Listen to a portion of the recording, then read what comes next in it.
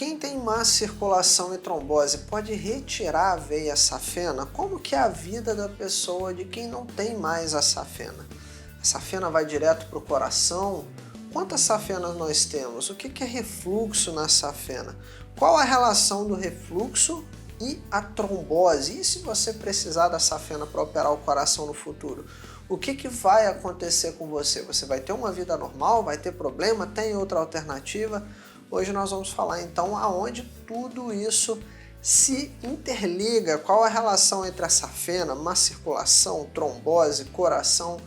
Vamos lá então, eu sou o Dr. Antônio Casselli, sou médico especialista em cirurgia vascular e angiologia. Aqui você está no melhor canal sobre má circulação, sobre trombose, sobre embolia. Se você se interessa por esses temas, faz a sua inscrição no canal, ativa o sininho, porque dessa forma você é notificado de tudo que acontece por aqui, você não perde nenhuma novidade. Clica no gostei, deixa o seu like, o joinha, a curtida, ajuda o algoritmo a entender que tem conteúdo relevante, de qualidade aqui nesse vídeo e entrega para mais pessoas, e com a sua ajuda nós conseguimos até mesmo salvar vidas contra a trombose. Como de costume, aqui no canal a gente seleciona alguma das perguntas que vocês deixam para nós nos comentários e o nosso time selecionou 2 perguntas aí dos comentários e eu vou ler para vocês. Tive uma tromboflebite na perna em setembro do ano passado, acabei ficando com sequelas.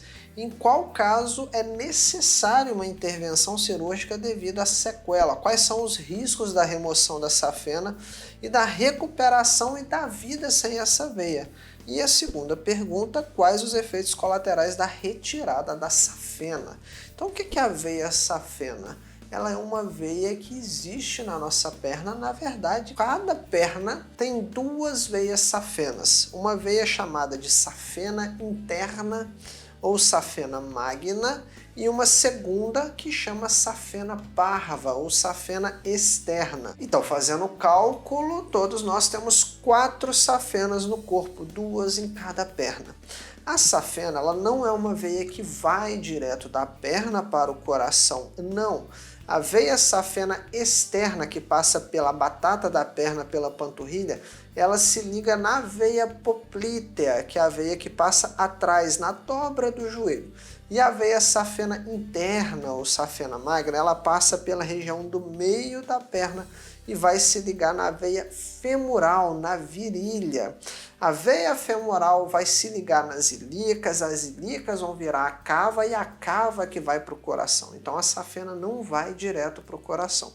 Quando a gente precisa operar o coração, a gente retira a safena da perna e coloca no coração para melhorar a circulação das coronárias, que são as artérias que nutrem o coração. Só que por que é permitido tirar a safena da perna? Porque ela não é uma veia crucial, ela não é uma veia que faz falta quando a pessoa tem uma circulação boa. Como assim, Antônio? Não entendi. Então existem veias na nossa perna que são importantes. A gente vai chamar de veias profundas, que fazem parte, ficam dentro da perna, lá escondidas perto do osso, nas profundezas, na profundidade da perna, ou seja, são veias, vamos dizer assim, muito internas, porque o Papai do Céu nos fez assim para proteger essas veias, por isso que elas ficam tão internas na perna. Ali é onde passa mais de 80% do sangue das pernas, então são veias como as veias tibiais, fibulares, a poplítea, a femoral. Se acontece algum problema ali, aí sim nós temos o quê? O mau funcionamento da circulação das pernas. Então, trombos que acontecem nesse local, refluxo que acontece nesse local no sistema profundo, causam uma repercussão importante no membro. Só que, se esse sistema profundo está bom, o sistema superficial ele vai drenar só 20% do sangue das pernas. E o sistema superficial é o sistema ao qual as safenas fazem parte. Então as safenas não são veias importantes da perna caso o sistema profundo esteja tudo bem. Então quais são as diferenças entre trombose e refluxo? São 2 doenças que acontecem nas veias, sejam em veias profundas, sejam em veias superficiais, como as safenas. Só que quando acontecem no profundo é mais grave, causa mais repercussão, peso, dor, cansaço, risco de embolia. Quando acontece no superficial, menor o risco de embolia, de repercussões como dor, peso, cansaço e inchaço nas pernas. Qual é o fundamento? O que é um refluxo e o que é uma trombose? Trombose é quando as células do sangue se agrupam. Alguma coisa perturbou o funcionamento da circulação e as células, como células vermelhas do sangue, células vermelhas carregam oxigênio, células brancas defendem o corpo contra vírus e bactérias. No sangue tem vitaminas, minerais, proteínas, hormônios, impurezas. Então, quando algo perturba o funcionamento, formam coágulos. Esses componentes do sangue se aglomeram e se agrupam. Esse trombo que forma atrapalha a passagem do sangue e causa a doença que a gente chama de trombose. A perna fica inchada, dolorida, pesada. Quando isso acontece no sistema profundo, a gente tem repercussões importantes. Quanto maior a veia, mais calibrosa no profundo, mais a perna fica inchada e dolorida. Quando acontecem trombos na safena, a safena algumas vezes ela passa bem superficial. É o que a gente chama de flebite, que são tromboses superficiais. Então pode formar trombos na safena? Pode, mas não costumam causar uma repercussão muito importante com relação a inchaço, peso, cansaço nas pernas. Geralmente são processos mais superficiais, fica aquele cordão varicoso, aquela veia empedrada, endurecida. Quando isso acontece na safena, geralmente nós tratamos com anti-inflamatório, compressa morna, e já no profundo não. A gente trata com anticoagulantes pelo risco de soltar um trombo e parar nos pulmões e a pessoa ter uma falta de ar importante, até mesmo fatal, não resistir. Pode usar anticoagulante para safena? Pode, mas em casos selecionados, como por exemplo uma trombose extensa em grande parte da safena para a gente auxiliar na recuperação da pessoa. Quando o trombo forma perto de onde a safena encontra no sistema profundo, então situações especiais, a gente trata com anticoagulante as safenas. E o que é o refluxo? Toda veia, na verdade, principalmente as safenas, elas possuem válvulas. Lembra que o sangue ele trabalha contra a gravidade, o sangue das veias. Se você não sabe o que é uma veia e uma artéria, é fácil. A artéria é o vaso sanguíneo que leva sangue do coração, que é a bomba, é o motor do sangue do coração para a perna. E a veia traz o sangue de volta. Então o coração bombeia, coração para a perna é uma artéria. Da perna para o coração é uma veia. Então o sangue vai circulando. Artéria, veia. E o motor é o coração que bombeia sangue para o corpo. Então a veia ela tem que vencer a gravidade. Eu estou sentado aqui, a gravidade está jogando sangue para baixo. Talvez se você estiver em pé, a gravidade também está jogando sangue para baixo. Grande parte do dia nós ficamos sentados ou em pé. Então as veias trabalham contra a gravidade. Toda vez que a gravidade tenta empurrar esse sangue para baixo, a válvula fecha. Então a válvula das veias é um mecanismo de abre e fecha, abre e fecha. Permite o quê? O fluxo sanguíneo normal, que é o quê? Do pé em direção ao coração. O sangue nas veias ele vai do pé em direção ao coração. Do coração para a perna, para o pé, é pela artéria. Por que são duas vias diferentes? É igual um carro. Se você está indo para o seu trabalho, você vai por uma pista. Se você quer voltar para sua casa, você não volta de ré. Você troca de pista e volta pela outra pista. Então o sangue é igual. Ele vai por uma via, que é a artéria, e volta por outra via, por outra pista, que é a veia. Vai pela artéria uma pista, a veia outra pista para não ter congestionamento. Então, o fluxo normal na artéria é do coração para a perna, o fluxo normal da veia é da perna para o coração. Refluxo nada mais é do que um fluxo errado, ou seja, a válvula não está fazendo um mecanismo de abre e fecha.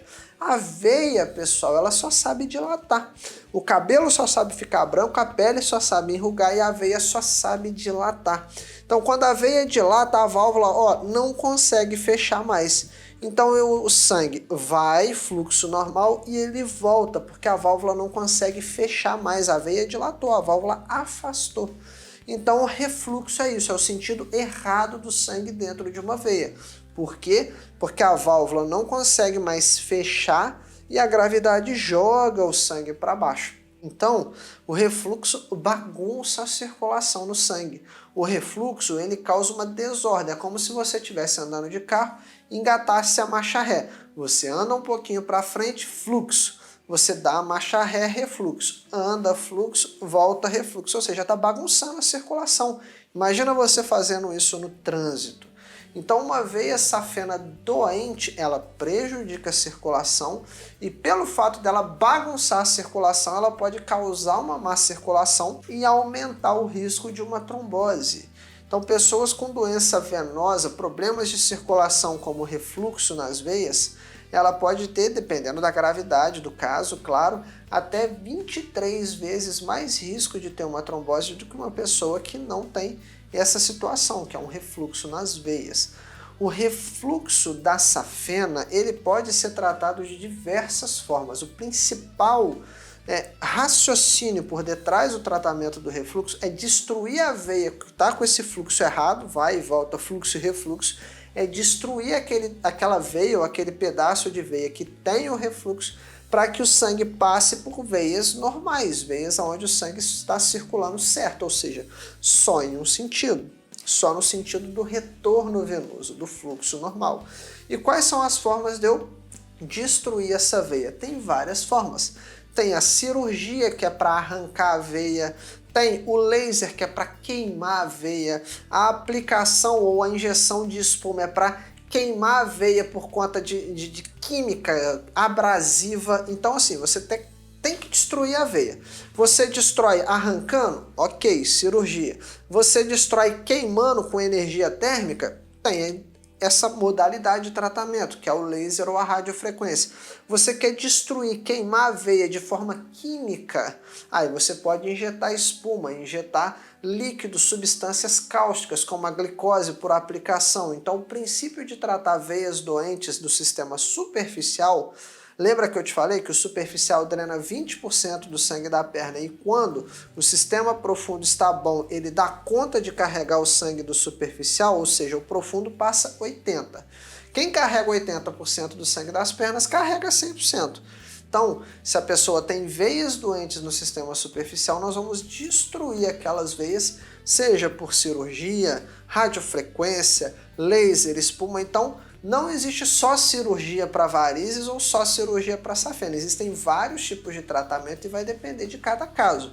Agora, se o sistema profundo ele está comprometido por trombos, ele tem alguma doença, ou seja, pode ser que ele não dê conta caso eu trate o sistema superficial. Se eu destruir o caminho das veias superficiais e o sangue for para o profundo, um sistema profundo doente pode não dar conta. Então, qual é o principal passo?